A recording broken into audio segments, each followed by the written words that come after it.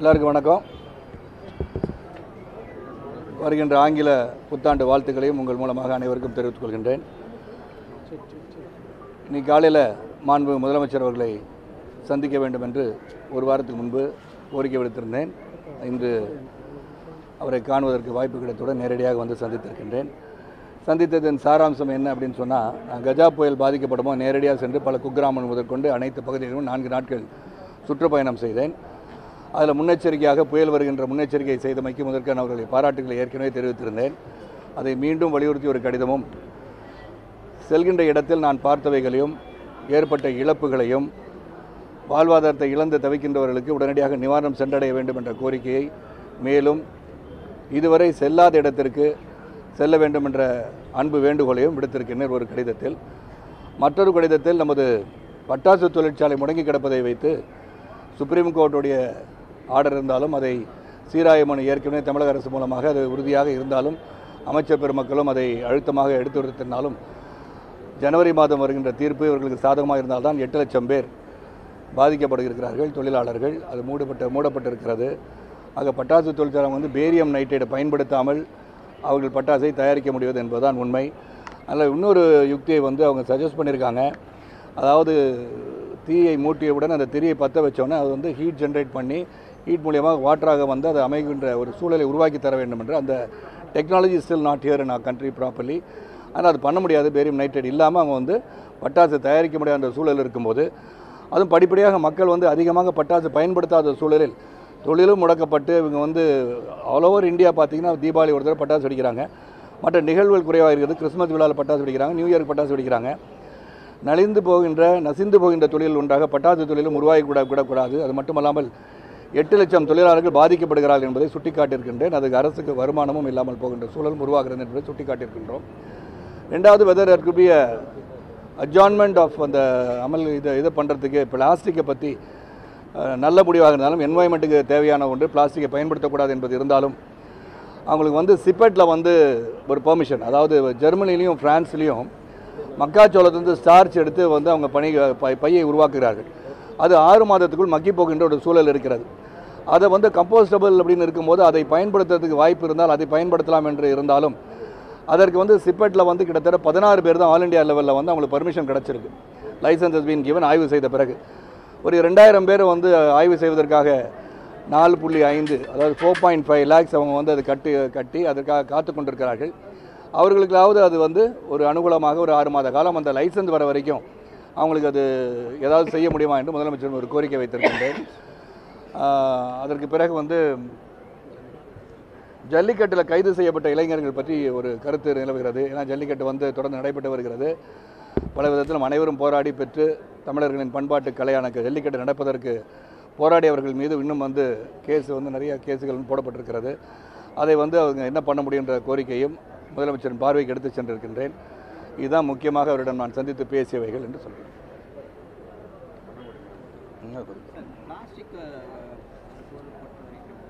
இங்கே செய்கிற சிறு தொழில் வியாபாரிகள் அதனுடைய பிளாஸ்டிக் தான் தடை செய்கிறாங்க. ஃபேக்ட்ரியிலே தயாராகிட்டு வர பிஸ்கெட்டு அந்த மாதிரியான பவுச்சில் குழந்தைங்க இங்கே வந்து பிளாஸ்டிக் என்பது வந்து என்வாயன்மெண்டல் ப்ராப்ளம் அப்படின்னு சொன்னால் கூட நான் வந்து அது விலாவரியாக இன்னொரு தடவை பேசுகிறேன். 50 மைக்ரானுக்கு கீழே உள்ளது வந்து தான் வந்து பேசிக்காக வந்து அது 10 பைசா 20 பைசா இருக்கலாம். ஆனால் 50 மைக்ரானுக்கு மேலே இருக்கிறது வந்து கைப்பிடி வைத்த பிளாஸ்டிக் பைகள் வந்து 50 மைக்ரானுக்கு மேலே இருக்கும். அது வந்து 10 ரூபா இருக்கலாம், 15 ரூபா இருக்கலாம். ஆனால் சராசரியாக சாதாரண மக்கள் பயன்படுத்துவது வந்து அந்த 50 மைக்ரான் கீழே உள்ள பிளாஸ்டிக் தான். அது வந்து என்ன பண்ணுறாங்க, பிளாஸ்டிக் வந்து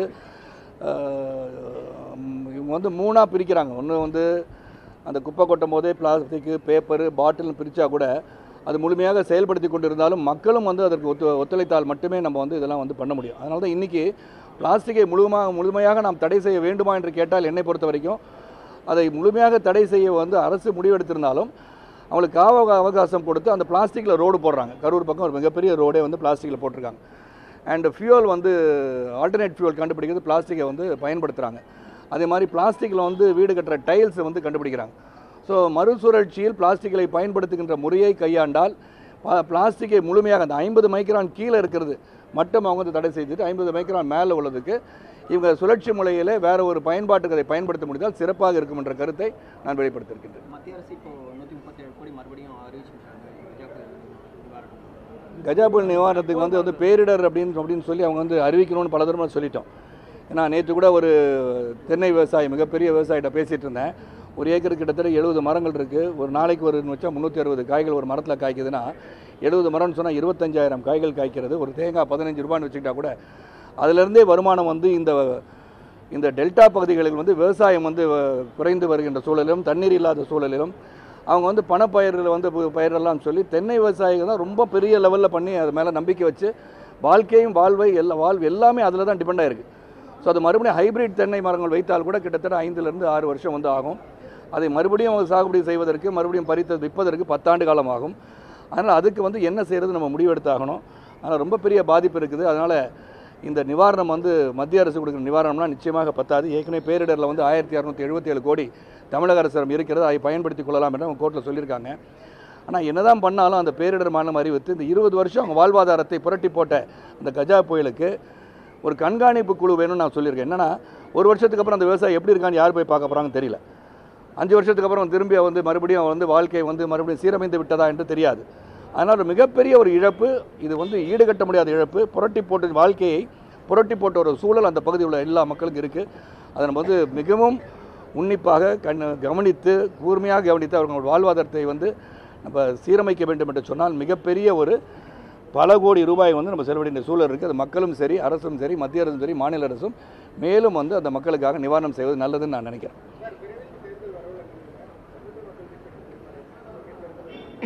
ஆனால் விரைவில் வந்து இப்போ தேர்தல் வந்து பாராளுமன்ற தேர்தல் ஒன்று இருக்குது, உள்ளாட்சி தேர்தல் அதுக்கு முன்னாடி நடக்குன்ற ஒரு பரவலான செய்திகள் இருக்கிறது. சட்டமன்றம் 2021 நான் ஏற்கனவே அறிக்கையில் வந்து கொடுத்துருக்கேன். சட்டமன்ற தேர்தலிலும் உள்ளாட்சி தேர்தலும் தனித்து போட்டின்னு சொல்லியிருக்கேன். அப்போ பாராளுமன்ற தனித்து போட்டியிட மாட்டீங்களான்னு கேட்டிங்கன்னா அதுக்கான ஆய்வு நடந்து கொண்டிருக்கிறது. அது வந்து என்ன பண்ணணுன்றது முடிவு எடுக்கலை. அதுக்கான முடிவு எடுக்கப்படும். விரைவில் உயர்மட்ட குழு வந்து ஜனவரி 14ஆம் தேதிக்கு மேலே ஒரு உயர்மட்ட குழு கூட்டம் இருக்கிறது. அப்புறம் 234 தொகுதியின் வேட்பாளர் அறிவிப்பு வந்து பிப்ரவரி மாதம் நடக்க இருக்கிறது. இடைத்தேர்தல் நிற்கிறது வந்து ஒரு ஜனநாயக ரீதியில் பார்க்கும்போதும் சரி, செலவினங்களை பார்க்கும்போது ஒரு வருஷத்துக்கு அந்த சட்டமன்ற உறுப்பினர் அந்த பகுதியில் போய் என்ன பண்ண முடியும்னு எனக்கு தெரியல.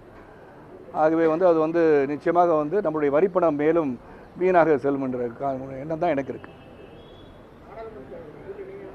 இந்த நாடாளுமன்றம் வந்து பாரதிய ஜனதா கட்சி வந்து நிற்கின்றதை எதிர்ப்பது என்ற முடிவு எடுத்திருக்கோம். அதனால் உடனே வந்து டிஎம்கே காங்கிரஸ் கூட்டணின்னு சில பேர் அன்றைக்கி கருத்து தெரிவிச்சிட்டாங்க. அந்த மாதிரி எந்த கூட்டணி பற்றி நான் சிந்திக்கவில்லை. ஏன்னா எதுக்க வேண்டிய காலம் வந்துருச்சு இல்லைங்க. அதாவது காசு வாங்கி ஓட்டு போடாமல் மக்கள் இருந்தால் மாற்றம் நிச்சயமாக வரும்னு நம்புகிறேன் நான். ஆமாம், கேசிஆர் வந்து முயற்சி பண்ணிகிட்டு இருக்காங்க. அது 3வது கூட்டணி உருவாகுமா இல்லையான்னு தெரியல. அது உருவாச்சுன்னு அது பார்ப்போம். அந்த 3வது கூட்டணி 4வது கூட்டணி வந்துட்டு இருந்தால் நாட்டை பற்றி சிந்திப்பவன் நான், மக்களை பற்றி சிந்திப்பவன் நான். சிறப்பாக மத்தியில் ஒரு ஆட்சி அமைய வேண்டும், தமிழகத்தில் நல்லாட்சி இருந்து கொண்டு இருக்க வேண்டும், அங்கேயும் தொடர்ந்து இருக்க வேண்டும் என்று அதுக்கு நல்லாட்சிக்கு என்ன பண்ணணும் அப்படின்னு சிந்திப்பவன் நான். அதனால் 3வது கூட்டணி 4வது கூட்டணி வந்த பிறகு முடிவு எடுக்க வேண்டிய விஷயம் இல்லை. அதாவது ஒரு மத்திய அமைச்சரே வந்து ஒரு பக்கம் இருப்பது போல் வந்து சாய்ந்திருப்பது தவறான ஒன்று தான். அவங்க வந்து அவங்களுக்கு தெரிஞ்ச ஒரு தலைவர் என்பதால் அங்கே போய் உட்காந்தேன்னு அவங்க சொல்கிறாங்க. பட் மேகதாது அணையை பற்றி அங்கே மாண்பு முதலமைச்சர், அங்கே கர்நாடக முதலமைச்சர் சொல்லியிருக்காரு, இது இந்தியா பாகிஸ்தான் அல்ல, அமர்ந்து பேசலாம் சொல்லியிருக்காரு. அமர்ந்து பேசி ஒரு முடிவுக்கு நமது முதலமைச்சரும் அங்கே கர்நாடக முதலமைச்சரும் அமர்ந்து பேசினால் சிறப்பாக இருக்கும்னு நான் நினைக்கிறேன். கண்டிப்பாக இருக்க மாட்டேன். பாஜகவை எதிர்த்து தான் என்னுடைய நிலைப்பாடு. இப்போ நடிகர் விஷால் மேலே நடிகர் சங்கத்தில் எல்லாருமே வந்து ஓட்டு போட்டு அவரை தேர்ந்தெடுத்திருக்காங்க, தயாரிப்பாளர் சங்கத்தையும் தேர்ந்தெடுத்திருக்காங்க. இப்போ அடுத்தடுத்து அவர் மேலே முறைகெடுப்பு ஏதாவது வந்துட்டே இருக்காங்க. தெரியலங்க, எனக்கு நடிகர் சங்கத்தில் உறுப்பினர் நான் இல்லை, தயாரிப்பாளர் சங்கத்தில் வந்து உறுப்பினராக இருக்கேன். கலை உலகத்தை பற்றி நான் வந்து ஒதுங்கி இருந்து பார்த்து கொண்டிருப்பதால் எந்த ஒரு இடத்திலிருந்து எந்த ஒரு சமூகமாக இருந்தாலும் சரி, சங்கமாக இருந்தாலும் தொழிலாக இருந்தாலும் சரி, என்னை பொறுத்தவரை எல்லாமே ஜனநாயக முறையில் நடக்கணும்னு நினைக்கிறவனா. அதனால் நீங்கள் வந்து ஜனநாயக முறைனா என்ன சார்னு கேட்டு விவரமாக கேட்டுக்கணும். ஜனநாயக முறைனா என்னென்னு உங்களுக்கு தெரியும். அதனால் என்னை பொறுத்த வரைக்கும் அது என்ன நடக்குதுன்னா அவங்களே உட்காந்து பேசி மறுபடியும் அமர்ந்து அனைவரும் ஒன்றாக. ஏன்னா கலைக்கு விடும்போது என்டர்டெயின்மெண்ட் இண்டஸ்ட்ரி இது வெரி பிக் இண்டஸ்ட்ரி இந்த ஸ்டேட் ஆஃப் தமிழ்நாடு, பேசிக்கலி எல்லாம் சவுத்லேயே சரி. அப்படி இருக்கும்போது உட்காந்து பேசி உண்மையா பொய்யா இல்லையான்னு உட்காந்து பேசணும். நான் உட்காந்து பேச தயாராக இருக்கேன்னு சொல்லும் போது நான் ஒரு கருத்து தெரிவித்தேன். அந்த மாதிரி எங்களுக்கு ஒரு வாய்ப்பு தரலையே, எங்கள் மேலே குற்றச்சாட்டு இருக்கும்போது உட்காந்து பேசுறதுன்னா வந்து நடிகர் சங்கத்தில் தேர்தல் இல்லாமல் அவங்களே வந்து உட்காந்துருக்கலாமே. அதனால் எதுவுமே வந்து ஒரு ஜனநாயக முறையில் ஈவன் வந்து அந்த கால்புணர்ச்சி எனக்கு மனசில் கிடையாது. என்னை பொறுத்தவரை எந்த ஒரு பிரச்சனை வந்தாலும் எதிர்கொண்டு அதை அமர்ந்து பேசி தீர்வு காணும் நான் நினைக்கிறேன். சமஸ்திர மணி என்னதுக்கு அவங்க தேடணும்? அப்படி தேவைப்பட்டால் நான் வந்து நாசர் அவர்கிட்ட ஒரு வந்து மீ2 பிரச்சனைன்னு சொன்னேன். If you need my help in any suggestion I'm ready to கிவ்னு சொல்லியிருக்கேன். சரத்குமார் தேவைப்பட்டால் என் அறிவு ஆற்றல் உள்ள திறமை இருந்தால் அந்த திறமையினுடைய வெளிப்பாடு, அறிவின் வெளிப்பாடு நிச்சயமாக நான் தர தயாராக எனக்கு கேட்டால் அது நேற்றே அறிக்கை கொடுத்துருக்கேன் சகோதரர். நடந்தது வந்து தவறு. அதான் அப்படின்னா வந்து நம்ம வந்து all the blood bank should be once again scrutinise for HIV சரி H1N எல்லாம் பார்க்கணும். வேற நடவடிக்கை படத்தில் இருக்கக்கூடிய கதாநாயகன் போல தோரணையில் இரு சங்கத்திலையும் செய்கிறார் அப்படின்ற ஒரு பிம்பம் தெரிகிறது. எனக்கு தெரியலங்க, நான் விஷாலை பற்றி நான் வந்து அதிகமாக பார்க்குறது இல்லைங்க. நான் படமே வந்து நல்ல படங்கள் இருக்குது, இந்த படத்தை போய் பாருங்கன்னா போய் படத்தை பார்க்குறேன். அப்புறம் நீங்கள் என்ன கேட்பீங்க, நான் பத்திரிக்கையாளர் எந்த படம் நல்ல படமாக இருக்குன்னு சொல்லி கேட்பீங்க. அதில் இன்னும் நாளைக்கு வச்சுருக்கேன். என்னை பொறுத்த வரைக்கும் நான் என்னுடைய வேலை உண்டு, நான் உண்டு, மக்களுக்காக பணி செய்வது தீவிரமாக இறங்கி இருக்கின்றேன். என்னை பொறுத்த வரைக்கும் கன்னடம், தெலுங்கு இந்த படத்தில் வந்து 10 நாள் 15 நாட்கள் வந்து என் தொழில் ரீதியாக நானும் வந்து கொஞ்சம் வாய்ப்பெல்லாம் இழக்கக்கூடாது இல்லையா, அதாவது பணம் சம்பாதிக்க வாய்ப்பு இழக்கக்கூடாது. தொழில் ரீதியாக நான் அந்த தெலுங்கு கன்னடம் படத்தில் நடிச்சிட்ருக்கேன். தமிழில் வந்து ஒரு கம்பேக் ஃபிலிம் பண்ணணுன்னு இருக்கேன். கம்பேக் ஃபிலிம்னா அந்த படம் வரும்போது with bang I should come and prove that I am still a super star prove பண்ணணும். அதுக்கான கதை களம் உருவாகி விட்டது. அதில் வந்து நான், என்னுடைய மனைவி ராதிகா அவர்கள், என்னுடைய மகள் வரலட்சுமி நடிக்க இருக்கிறார்.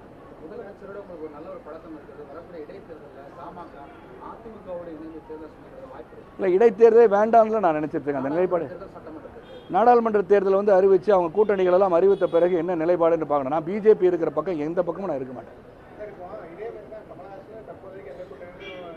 கமலஹாசன் என்ன நேற்று தானே ஆரம்பிச்சார் கட்சி, அவரை பற்றி நான் பேச விரும்பல.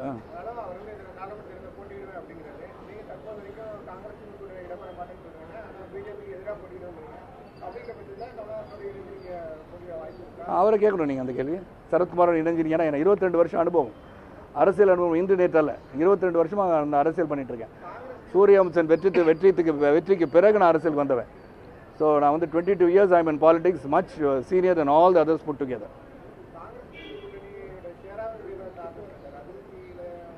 பிடிக்கல, திராவிட முன்னேற்ற கழகத்தை எனக்கு பிடிக்கல. Please I don't like DMK, அவ்வளோதான்.